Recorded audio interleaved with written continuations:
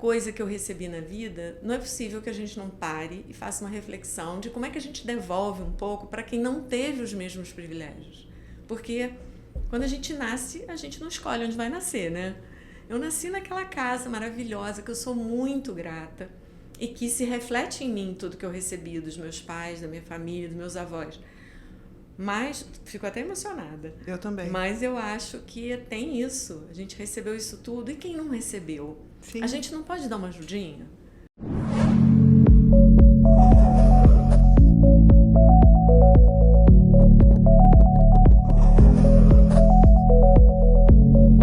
Podcast Metropolitano hoje recebe Paula Neder, mais de 30 anos de uma trajetória incrível à frente da PN Mais Arquitetura. Hoje me dá o privilégio da sua presença aqui no nosso escritório no Cidade Jardim Corporate e veio aqui conhecer a nossa estrutura, né? E é muito bom receber uma pessoa como você, Paula, de tanto renome, uma carreira brilhante, tão bem administrada, tá lá reluzente na Casa Cor em sua última semana.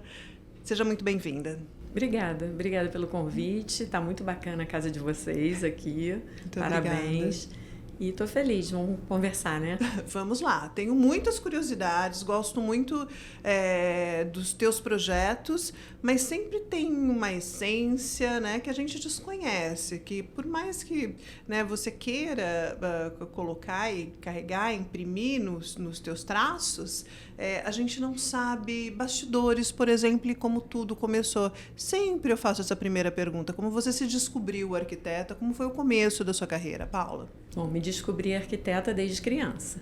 Minha mãe era desenhista e eu tinha certeza que eu ia fazer arquitetura, ou design, ou belas artes. Com certeza eu ia trabalhar com essa parte da criação.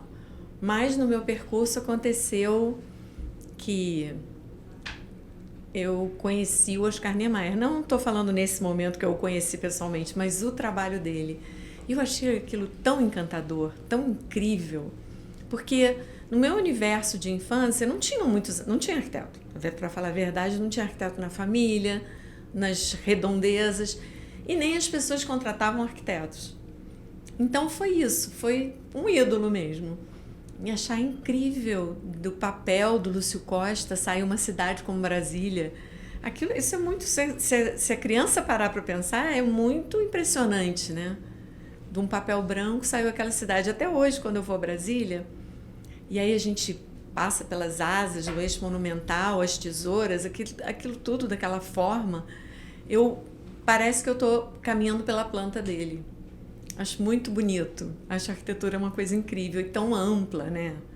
Que ele estava lá fazendo cidade, a gente está fazendo outras coisas, mas é uma profissão muito linda que me encantou naquele momento. E eu já pego já faço uma linha aqui, né, em toda a trajetória, né, já decolo em 30 anos e vou para Paula de hoje. Paula Neder hoje, como você se define? Bom, eu sou totalmente arquiteta, mas sou arquiteta e professora também. Professora sempre para faculdade de arquitetura ou para arquitetos, a gente também dou aula. E eu estou à frente do escritório que eu montei há mais de 30 anos e ele foi se delineando com um perfil que era meu sonho também. Ter um escritório em que as mentes criativas projetassem juntas. Que a gente conseguisse juntar pessoas com habilidades diferentes, experiências diferentes, capacidades diferentes para trazer o melhor para o nosso projeto. E não ser sempre só o que é a minha criação. Então, eu adoro o processo, é muito rico, é real, não é uma coisa da boca para fora. Todo mundo projeta, todo mundo troca ideia. O escritório tem uma equipe muito unida e eu acho que isso importa muito no resultado. Claro que tem um fio condutor, claro, que é essa minha carreira. Até as pessoas chegaram até mim conhecendo isso, então é fácil seguir. E quantas pessoas hoje estão, as mentes criativas, projetando mesmo, arquitetando, são arquitetas, é isso? Arquitetas. E são quantas? São 8 arquitetas que trabalham na criação. Sim. E você tem um lado de gestão também que é muito forte, até porque você incansavelmente estudou isso a vida toda, né, Paula? Eu estudei bastante e juntei pessoas para ajudar os nossos amigos de profissão. Acontece que há muito tempo eu percebi que os arquitetos gostam, assim como eu, de projetar, de tocar obras. Tem vários perfis, como eu falei, a arquitetura é ampla. Você pode trabalhar com várias especialidades diferentes dentro da arquitetura. E do design também, né? Sim. Porém, a gente não tem na formação nada que nos ensine sobre a gestão. E, pelo outro lado, nós somos incentivados a ser donos dos próprios escritórios, fazer projetos autorais ou participar de um escritório que todo mundo é criativo. Então, o incentivo na faculdade é criar projetos autorais, ter o próprio escritório ou participar de um escritório de arquitetos. E como que a gente vai resolver isso na parte da gestão? Sim, a parte empreendedora, né? Sempre deixa a desejar. Sim. Exatamente. Cada vez menos, mas nesse tempo eu pensei, vou estudar. Eu e vários arquitetos que eu conheço acabaram fazendo MBAs e buscando essa parte da gestão. E aí comecei a fazer os cursos, procurar e a FGV, até que um dia eu fui fazer uma proposta para a FGV, que fizesse um curso específico para arquitetos, gestão para escritórios de arquitetura. Por quê? Porque os cursos são excelentes, mas são genéricos. Então, curso de gestão de gerenciamento de projetos. Pode ser o projeto para construir uma represa ou um avião ou um projeto de arquitetura. Então, o curso inteiro não era tão... assim, não tinha tanta familiaridade com o nosso dia a dia, Sim. que é muito específico. Sim. Nós trabalhamos com vários projetos ao mesmo tempo, projetos de tamanhos diferentes, que começam em momentos diferentes e tudo acontece ao mesmo tempo. Então, o sistema de gerenciamento de projetos é diferente do quando o projeto estou dando um exemplo só, construir um avião. Nesse caso, são vários projetos ao mesmo tempo e a gestão é pelas mesmas pessoas. E é uma orquestra ali, todo mundo tem que estar afinadíssimo. Realmente bem, né? Compatibilizar todas as informações, deixar todo mundo ali, né? No jargão corporativo na mesma página. Exatamente. E como avançou isso com a FGV? Não, a gente teve muitos anos esse MBA na FGV. Hoje a gente tem um curso, uma pós-graduação no IAG da PUC. E fora isso, eu dei aula...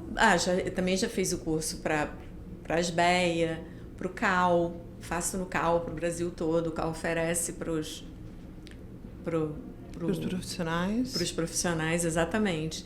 E eu gosto. Acho que tem uma verdade que eu acho o seguinte, que só quem vai valorizar a nossa profissão somos nós. Eu não... Assim, se a gente vai esperar o quê? Que os clientes valorizem, alguns clientes valorizam muito. Sim. E é muito bacana. Mas para que todo mundo compreenda o trabalho do arquiteto, respeite, que aquilo tudo funcione perfeitamente como uma empresa tem que funcionar, só nós podemos cuidar disso. Então, eu gosto de trabalhar para valorizar a profissão e para que todo mundo trabalhe melhor. Que maravilha, Paula. Que bom. Eu acho que isso é genuíno, é genial e vem realmente num momento em que a gente sente que as pessoas precisam desse incentivo, né? Dessa motivação para poder entender que não estamos falando só do que precisa, do que se gosta de fazer, e sim daquilo que precisa ser feito, que às vezes é uma parte que não é tão prazerosa, a parte de gestão, a parte das planilhas, a parte financeira, mas é algo que pode definir e mudar o jogo, né, definindo a escala evolutiva do sucesso de cada escritório, né? É verdade. E assim... do reconhecimento, né, da profissionalização mesmo, né? Não basta a gente só fazer projeto bem feito. A gente tem que fazer projeto bem feito, tem que entregar no prazo, tem que saber como cobrar, saber se posicionar, entender da marca, da marca do escritório. Isso tudo eu acho tão importante. E eu acho encantador também. Também acho. Agora me fala sobre o teu processo criativo, a jornada do cliente dentro da PN+.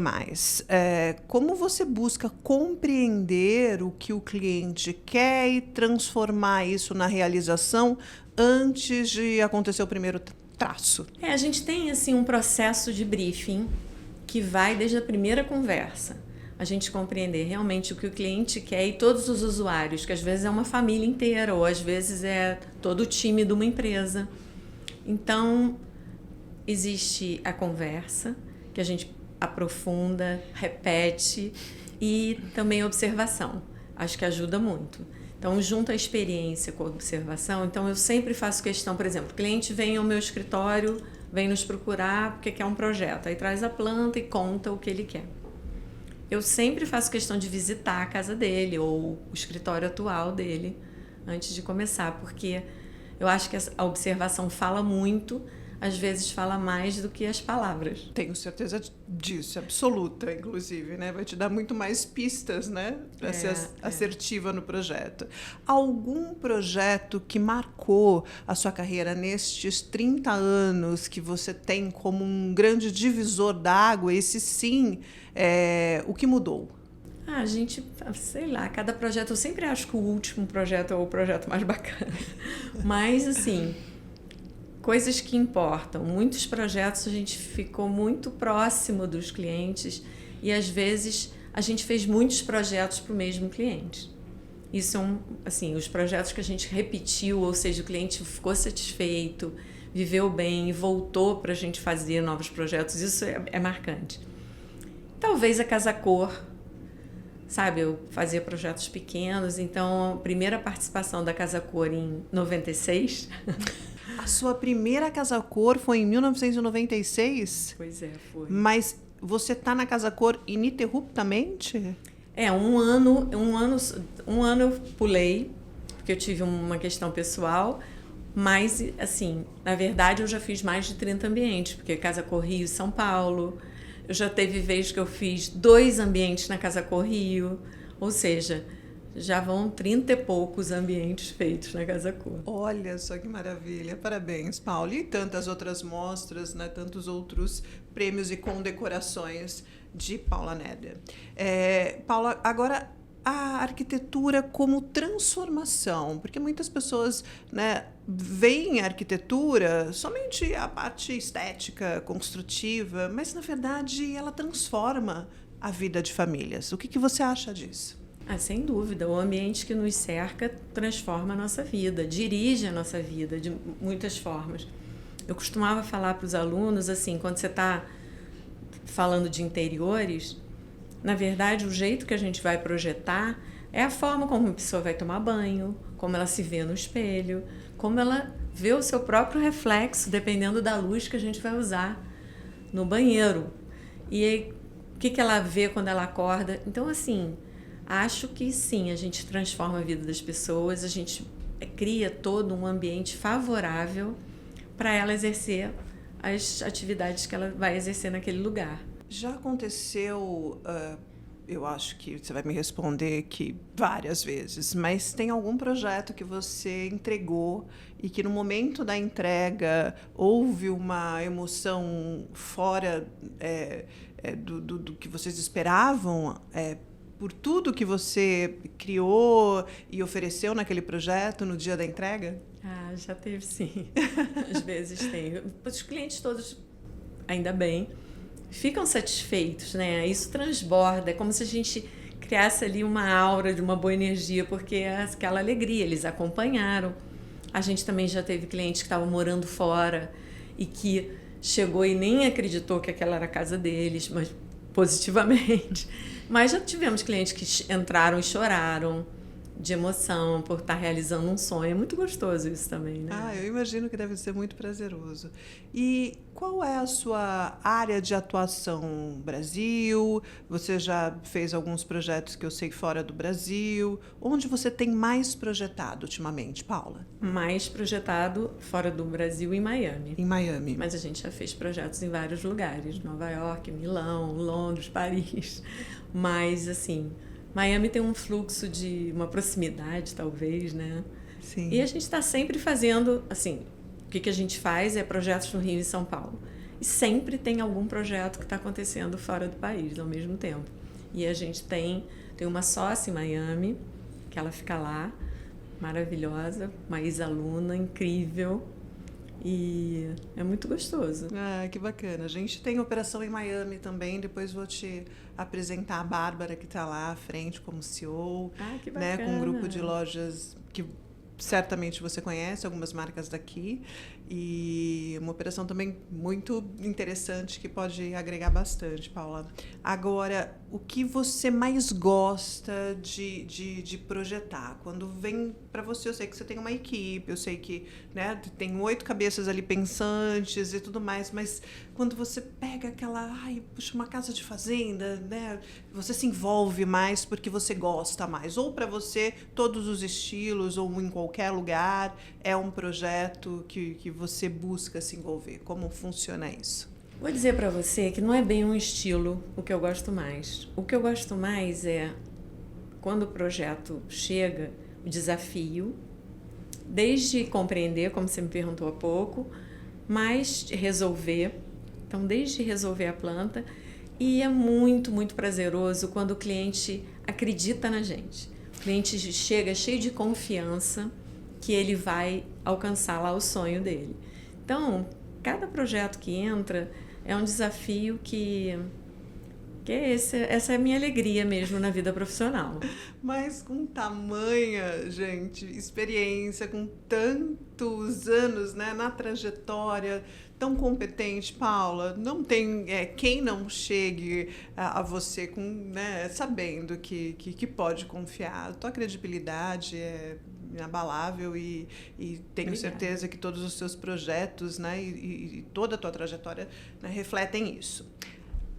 Como você consegue colocar nos seus projetos aquilo que você percebe ali no feeling com o cliente? Como é que você traduz o gosto do cliente para aquilo que arquitetonicamente é viável? Então, isso é a parte do processo, né? Entender o que o cliente quer, atender ao que ele pediu, são duas coisas diferentes. O que ele realmente precisa, que você percebe. Que às vezes ele nem sabe, né? Ele nem sabe. Às vezes são questões de organização, a distribuição da casa, que ele não percebe que ele precisa para que tudo funcione bem.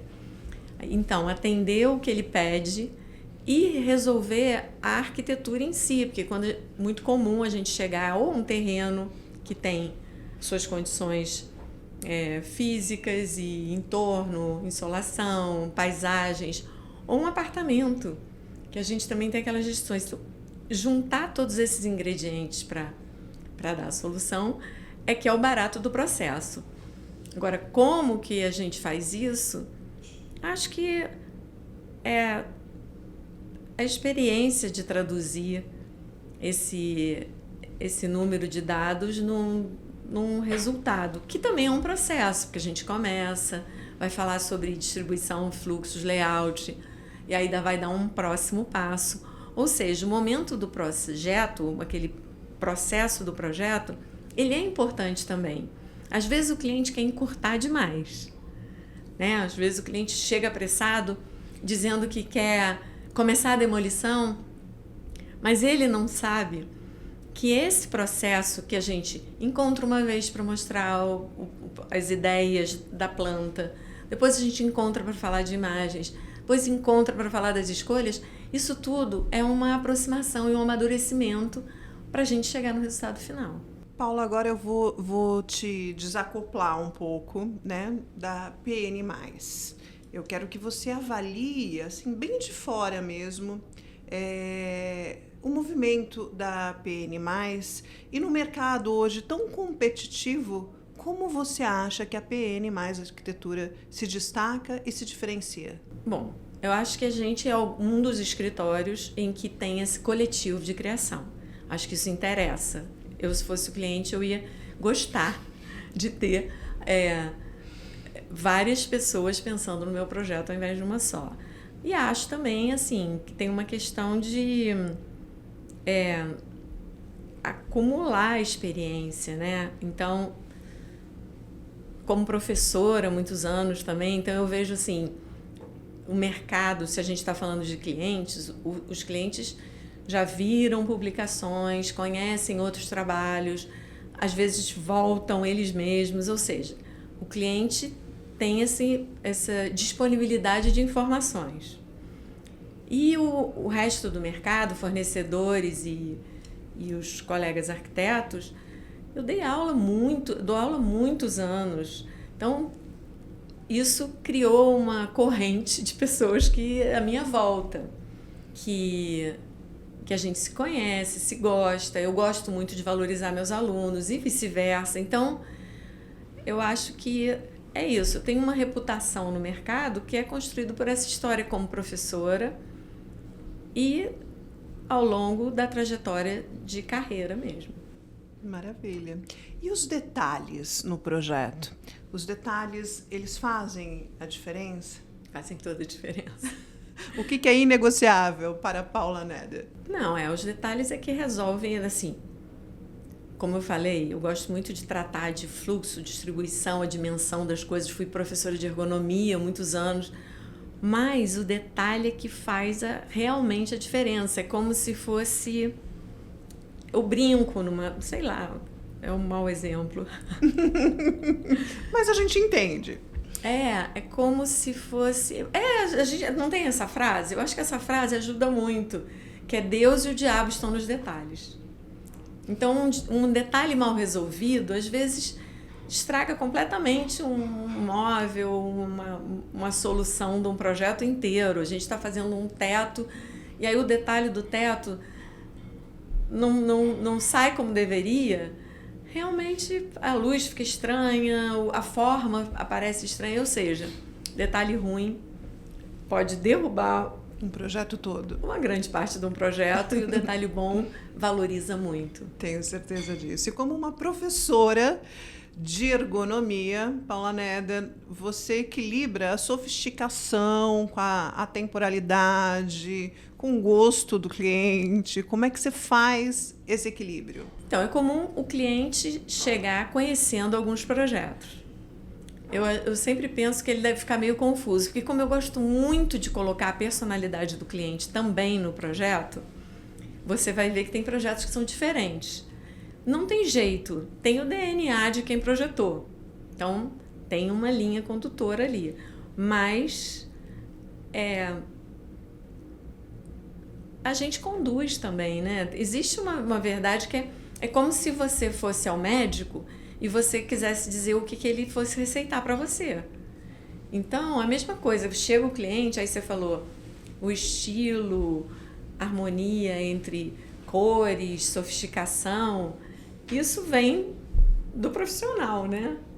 Que vai de encontro à personalidade, aos desejos do cliente para conseguir fazer o todo funcionar bem. E nessa época de inteligência artificial, imagens do GPT, antigamente era o Pinterest, né, que perturbava a vida dos arquitetos, né? O cliente chegava cheio de, olha, é isso, que assim, que é até bacana, porque pelo menos dá pistas e sinais daquilo que ele quer. Mas hoje eles estão indo além com um projeto já concebido, tipo, né, um GPT criou algumas coisas que muitas vezes são inexequíveis. E nesse caso, como você está lidando e como é hoje essa realidade da IA implementada no teu escritório? A gente usa lá. Eu acho que a IA veio para ajudar em muitos aspectos, sem dúvida. Sim. A gente no escritório usa IA todos os dias para muitas coisas, de gestão, a renderização e pesquisa, né? Quem deixar de usar está perdendo. Quando o cliente vem com um projeto feito, A gente analisa como a mesma coisa quando ele trazia referência do Pinterest ou de qualquer outro lugar. Antigamente ainda tinha antes. As revistas. Revista, o cliente trazia revista aberta. Sim. E queria. Aí a gente explica, não, entendemos o que você quer, porque ali ele está mostrando o que ele gosta, né? Porque essas perguntas que você está fazendo para mim, o cliente tem essa ansiedade também, de como que ele vai conseguir transmitir, qual vai ser o resultado. Muitas vezes a pessoa está colocando ali uma grande economia que ela fez para conseguir um resultado que ela espera. Só que onde é que está a chave o grande segredo? É que ela não sabe o que ela espera. Então isso gera uma ansiedade. Por isso que ele vai lá falar com a IA para pedir soluções. E aí a gente explica por isso, por aquilo. Sabe assim, eu não rejeito. Ele vem, deixa ele vir e a gente conversa e segue fazendo o projeto como tem que ser feito. Acho que é melhor, né? E a sua inspiração? Como é que você se inspira? Você tem um repertório muito vasto. Qual é aquele momento que você sente que realmente você fica ali com as baterias super carregadas e cheia de inspiração e vitalidade? Vou dizer que tem duas coisas que eu sinto assim, do jeito que você está falando, sabe? Que plugou o carregador. É a natureza, que eu acho inacreditável, de fonte de bom gosto, formas, cores. Eu acho incrível. Eu sou, sim, uma pessoa que sou nutrida pela natureza de verdade. E arte. Eu acho a arte uma coisa incrível. E isso eu aprendi há muito tempo atrás. Antigamente eu só ficava preocupada em ler os livros de arquitetura, em olhar os projetos que estavam acontecendo no mundo afora. Claro que a gente olha, isso é informação. Né? É como se nós todos estivéssemos num barco. Você tem que ver qual é a onda que tá movendo o nosso barco. Mas eu me lembro muito bem, eu estava num museu e aí diante de uma obra, eu falei assim, nossa, é isso que me inspira. Então, eu tenho essa sensação de baterias carregadas, tenho muita proximidade com a arte, sempre tive, desde criança.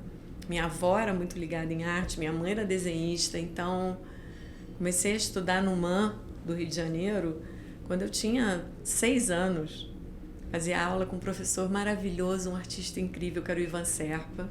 Isso só para dar um toque de história. E daí a vida toda eu estudei arte. Ainda sigo estudando e gosto de pesquisar artistas novos artesãos, maneiras de fazer. Acho que é isso. Respondi? Muito bem, com louvor. Paula, sustentabilidade. Como inserir a sustentabilidade, que é dever de todos hoje. Eu sei que é uma missão muitas vezes árdua, porque a gente não consegue, né? Até porque algumas coisas ainda são impraticáveis.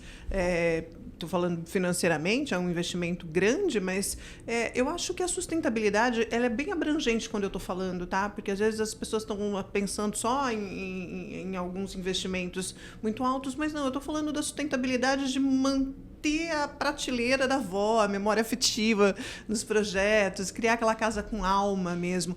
Como trabalhar com a sustentabilidade dentro da PN+.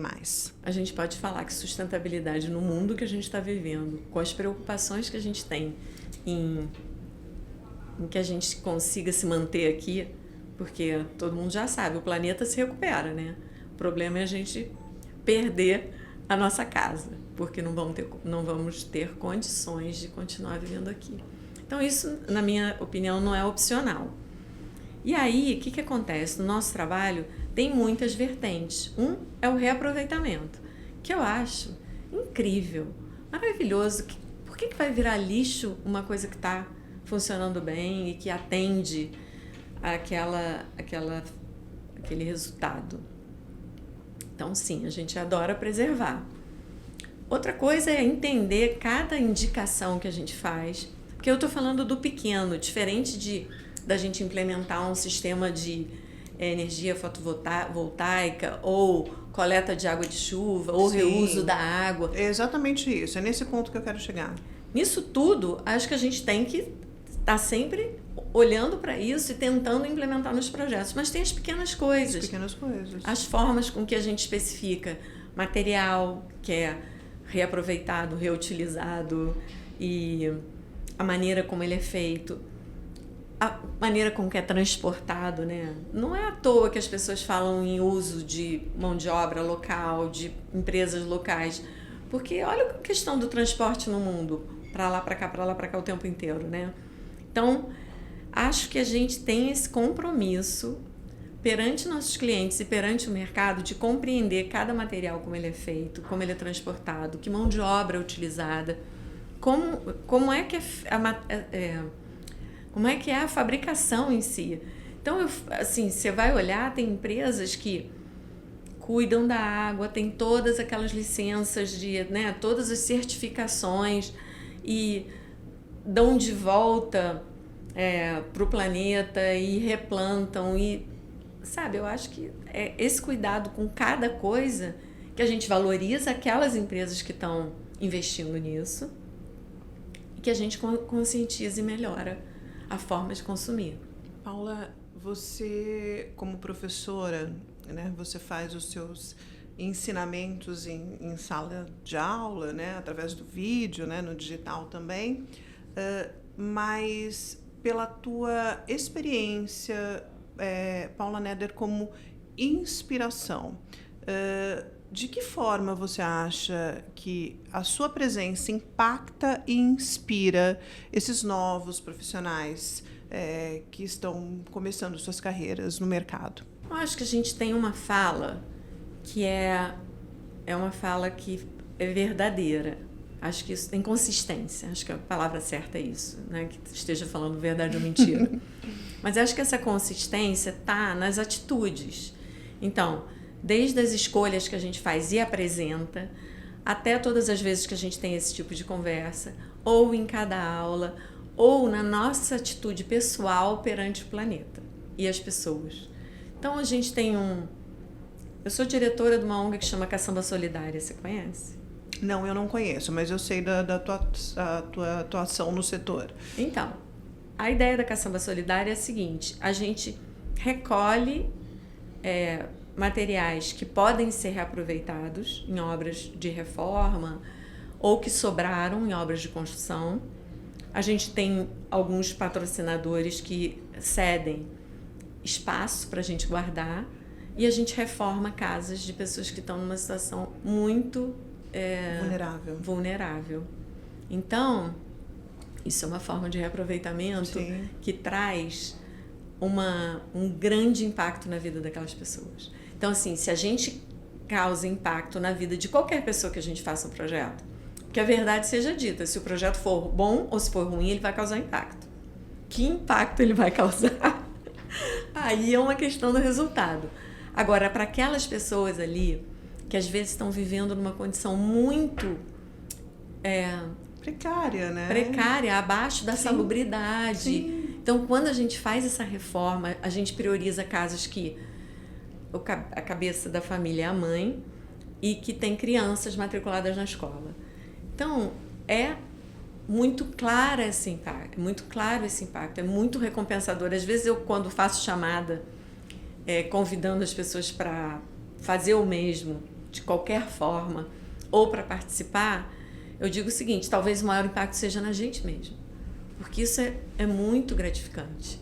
É você compreender que aquilo que você faz todo dia pode reunir forças, porque a gente reúne empresas e reúne amigos que vão transformar essas vidas, e acho que é para isso que a gente está aqui. Tão gratificante. Eu vou dividir com você o que aconteceu semana passada.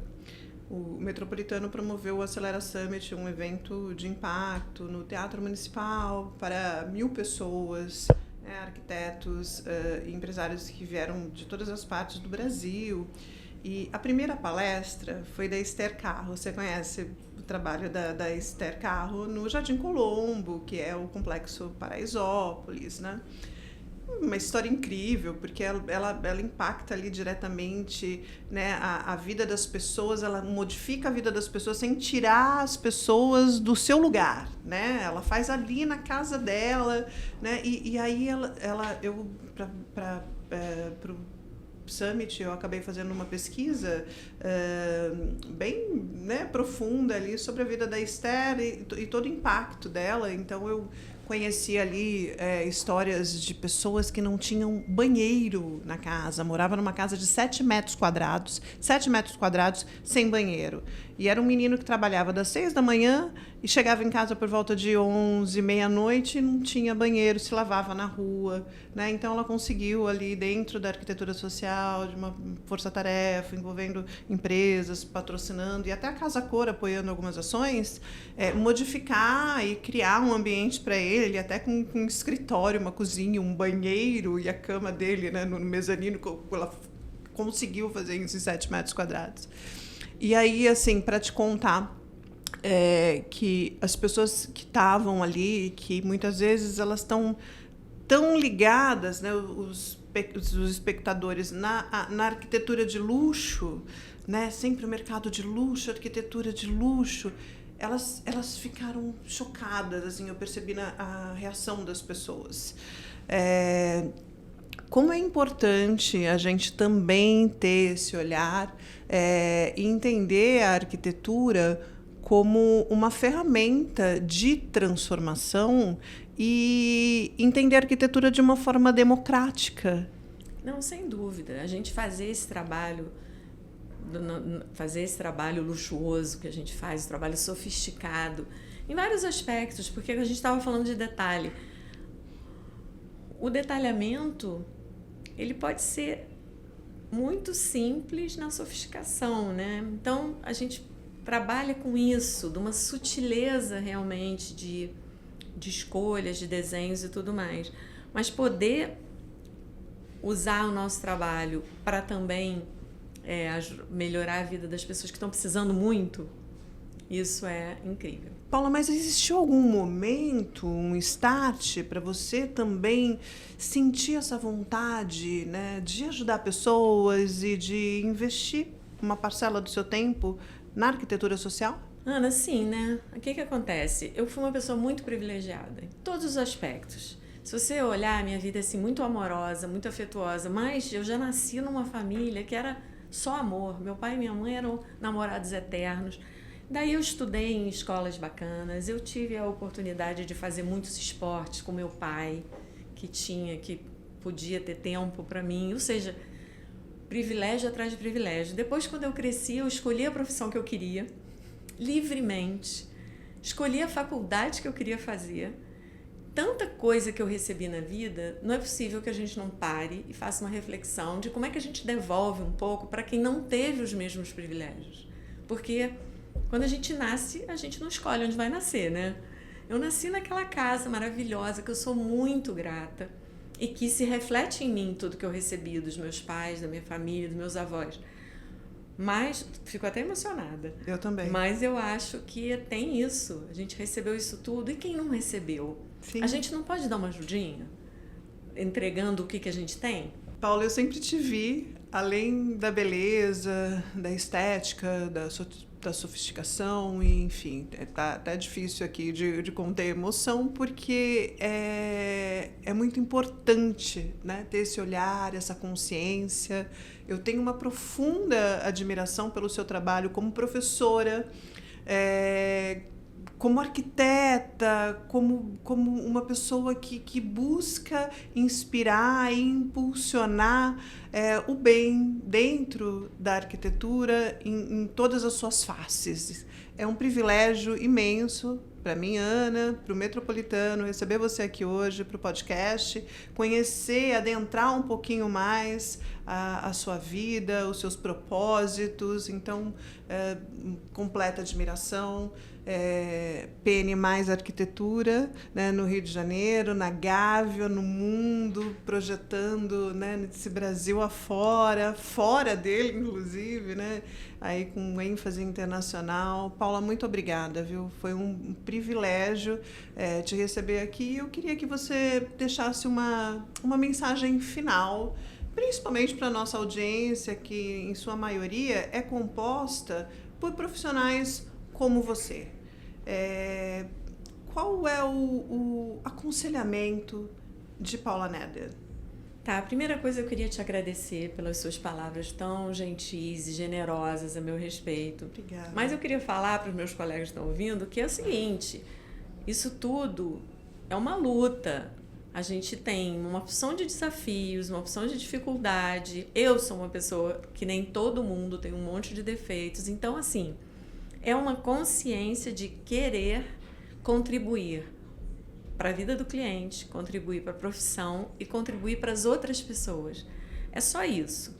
É um pensamento simples, não é que eu seja melhor que ninguém, muito pelo contrário. Então, vamos lá. O que eu diria para meus colegas é primeiro isso, a gente pensar realmente nossa posição no mundo, em termos de cuidados com o planeta, que é a nossa casa, cuidado com as pessoas que são iguais a gente, todo mundo igual, né?